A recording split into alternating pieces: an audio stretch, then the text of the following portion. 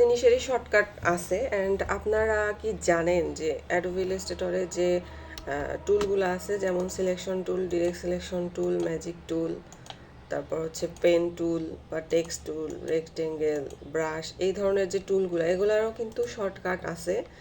তো আমার মনে হয় যে অনেকেই বিষয়টা জানে না। তো এগুলার হচ্ছে শর্টকাট, কিন্তু আমাদের মনে একটা কিউরিওসিটি জাগে যে এগুলো শর্টকাট আছে কিনা। তো ব্যবহার করার ক্ষেত্রে না, আমাদের শুধু জানার ক্ষেত্রে কিন্তু এই বিষয়টা দরকার। যদিও বা আপনাকে বিভিন্ন জবের ক্ষেত্রে কিন্তু আপনাকে প্রশ্ন করতে পারে যে ডিরেক্ট সিলেকশন টুলের এই শর্টকাটগুলা কি, বা একটা শর্টকাট বলে আপনাকে জিজ্ঞেস করলো যে এটা কোথায় আছে বা এটা কি টুল।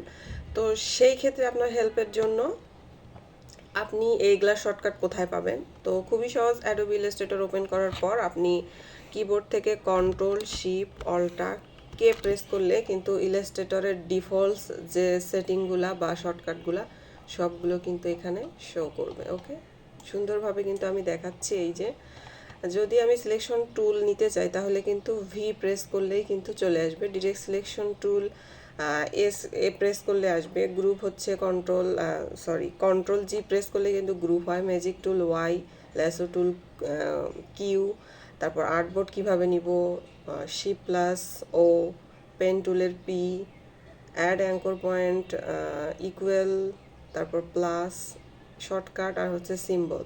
ঠিক আছে, সবগুলো কিন্তু এখানে দেওয়া আছে সুন্দরভাবে। চাইলে আপনারা এখান থেকে এগুলা এডুকেট করতে পারেন। অ্যান্ড আপনার বিভিন্ন কাজেও কিন্তু অনেক সময় লাগে, যেমন ধরেন কার্টুন পেজ তৈরি করতে কিন্তু অনেক সময় আমাদের সিলেকশন টুলটা খুব বেশি ইউজ করতে হয়। তখন কিন্তু আমরা শুধুমাত্র ভি ইউজ করলেই কিন্তু আমাদের